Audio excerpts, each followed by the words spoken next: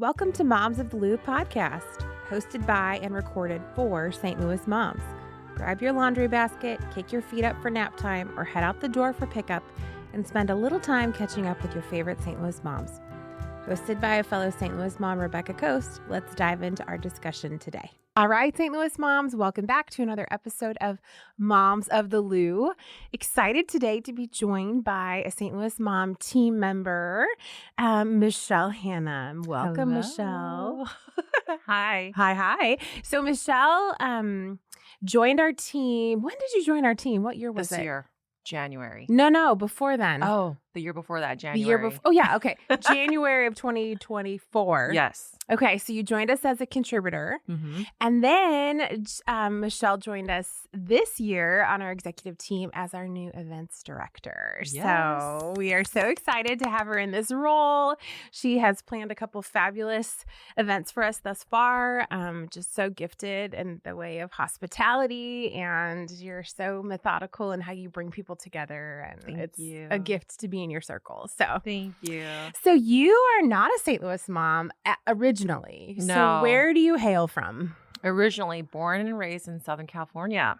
Nice. Yeah. So we moved out here for my husband's job with AAA 5 years ago. I can't believe that. Wow. It Yeah. goes fast, right? It goes so fast, especially when you have like littles. Yes. So that would have been right in the heart of the pandemic, right? It Or was. the beginning. It was right when the world shut down. And he Yeah. told me, we're going to move in 3 months. So we're going to sell and buy a new home. And I said, what?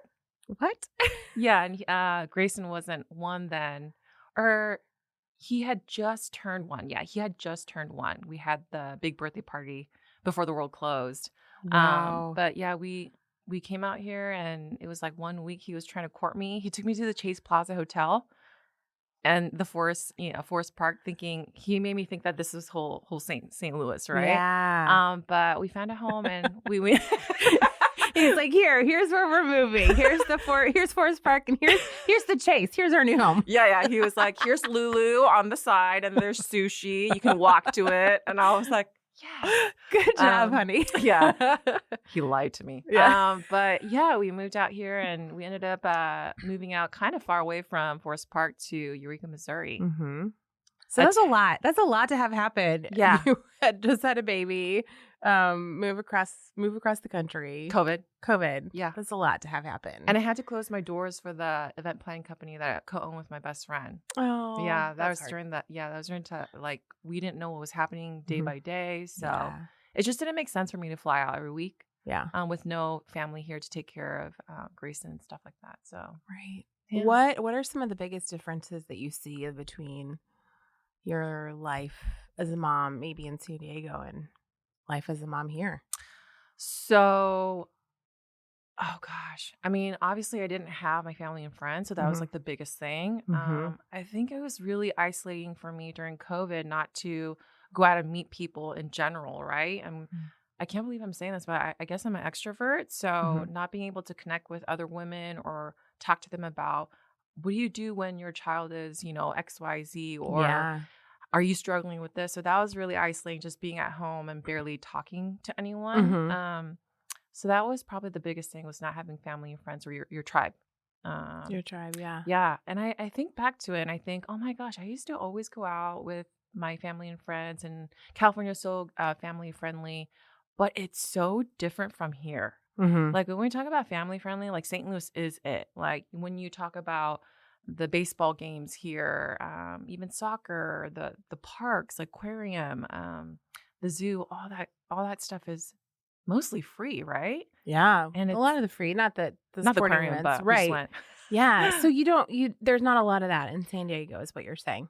Orange County. Sorry. It's okay. Scrub it. So Orange there's not County. a lot of that in Orange County, right? San Diego's great. It's 2 hours down south, but yeah, there is, but not as much as St. Louis for sure. Like we would not take the kids out to breweries out there or bars, but here you can, because it's really, family focused. Family focused. Yeah, I like imagine family there are friendly. fewer free activities. Oh yeah, so it can add up. So Yeah. I think those are kind of the big differences. Yeah. How did you make friends here? Where did you Oh, my find? gosh. How did you start to piece together your tribe?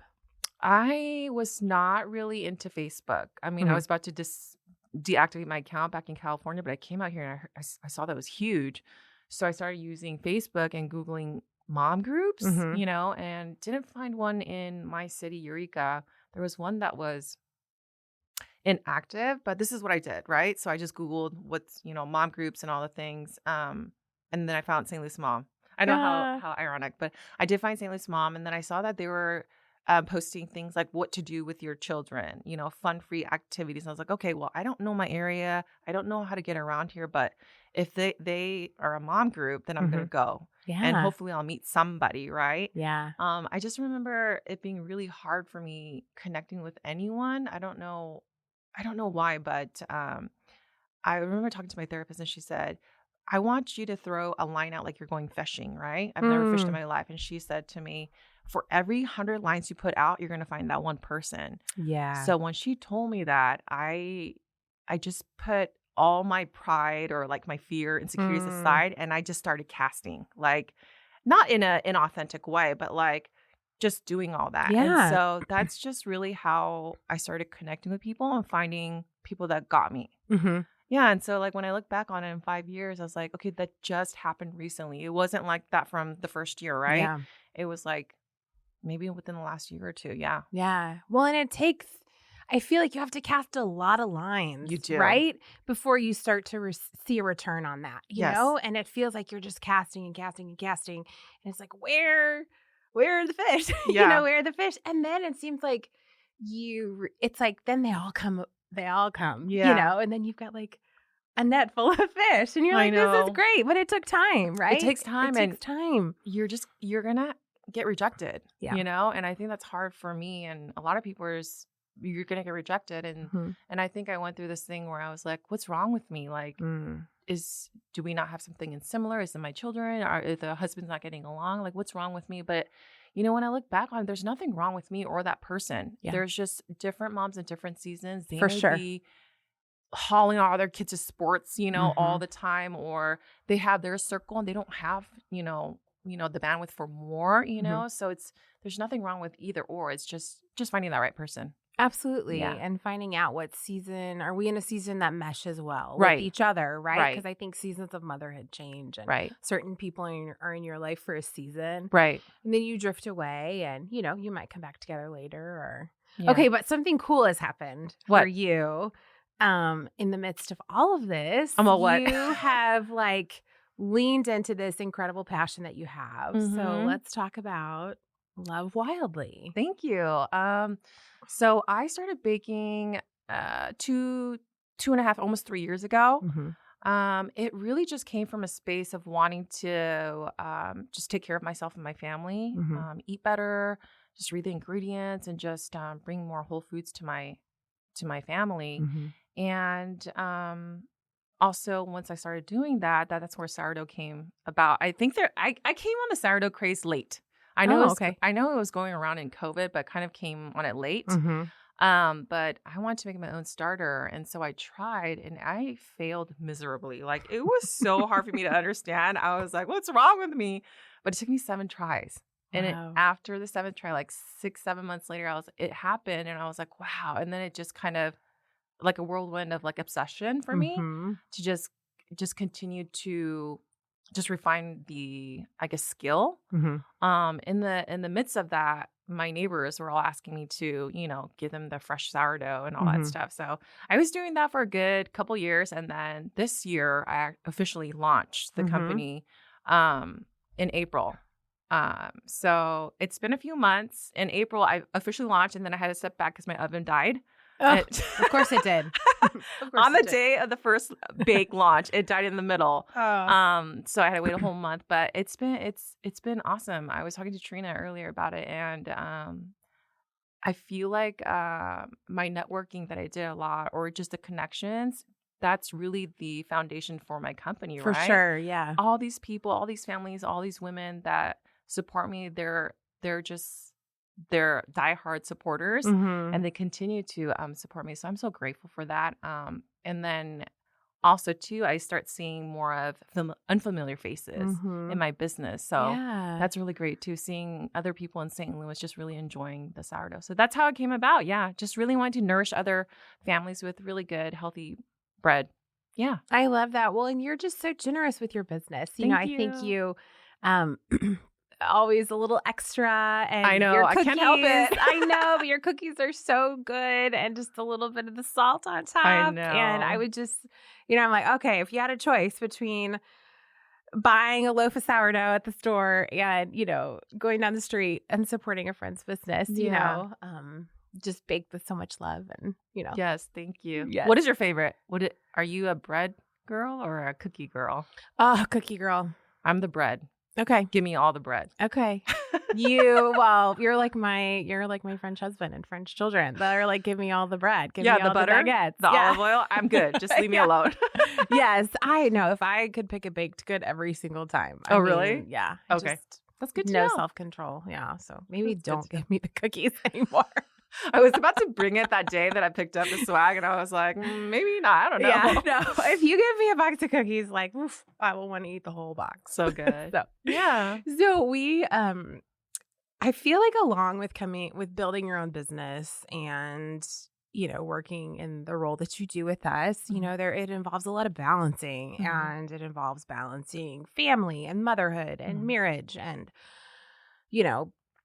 personal development, all of those things. So how have you dealt with like feelings of mom guilt or, in balancing all of these things? Have you dealt with mom guilt? Honestly, I'm still trying to balance that right now. I feel like I had mom guilt ever since the beginning of when I had kids, like, I mean, with Grayson. So just different obstacles to face recently with St. Louis Mom, and then, my sourdough business, and then the kids in the summer. Yeah. Just trying to find the balance of that. That's kind of my mantra this year, is to really find balance and peace, right? But how can you do that owning a business? And how can you do that with just life in general? I just figured, like, even recently, last week, I was asking ChatGPT, can you make me a schedule for my kids? Because I need something a little bit more structured. And I was like, okay, this is great. This is great groundwork for that. But I think some days for me is just to know that it's not about being perfect, like doing all the emails and doing all the things and taking the kids to, the aquarium and all that stuff. I think some days it's going to be more kids, and some days it's going to be more work. Yeah. And just to find that balance and be okay with it. If I'm able to give my kids a solid, good X amount of time, alone, one-on-one time, then that's good. Enough. Like, I think we put too much pressure on us to do everything, like work out, eat right, be the wife and do all this stuff. And it's like, just chill. That's where the stress comes. Totally. I think with adding our fourth baby, this past year, I just don't know. I have two, and I'm just like, oh my God. Listen, I've gotten so much better about asking for help and knowing like what my limitations are, and just know, like, I think something I've had to come to grips with this year is that not everything is going to get done in a day. Yes. And I used to have that mentality. Me too. Of, okay, I'm going to set out and I'm going to put 10 things on my list today. And I find a lot of value in checking those off. Me too. Yeah. And realizing like that's just not feasible for me anymore. If I can get one thing done or two things done. Yeah. But I think the guilt seeps in when I put too much on my plate and then I don't achieve it. Yeah. And then I feel like, well, I failed or I fell short. And sometimes I feel like the expectations we set for ourselves as moms, it's too much. It's insane. It's insane. Like, why do we do that? I don't know. Where does it come from? Because there's part of me that feels like this concept of mom guilt is not necessarily like externally imposed on us, Yeah. Like, I feel like there's a lot of dialogue that's like, well, society puts these unrealistic expectations on moms and on women. And I think maybe there's part of that that's true. Yeah. But then I think some of it is us. It's us. It's us. Yeah. And so how do we battle back against that? Do you know what I'm saying? What do you think? A lifelong journey. I don't think anyone's ever mastered that. I mean, even looking at, I was thinking about moms, even empty nesters, I'm sure they battle that too. So it's like, I don't know, honestly. I think I think you're right. I think when they see lots of things on the internet, social media, they're thinking, oh, wow, this person does this and how do they do this and get all these things together? I think a lot of the pressure just comes from us, within us, Yes, you know? absolutely. So I think that's even harder because you could just turn off social media, but you can't really turn off Totally.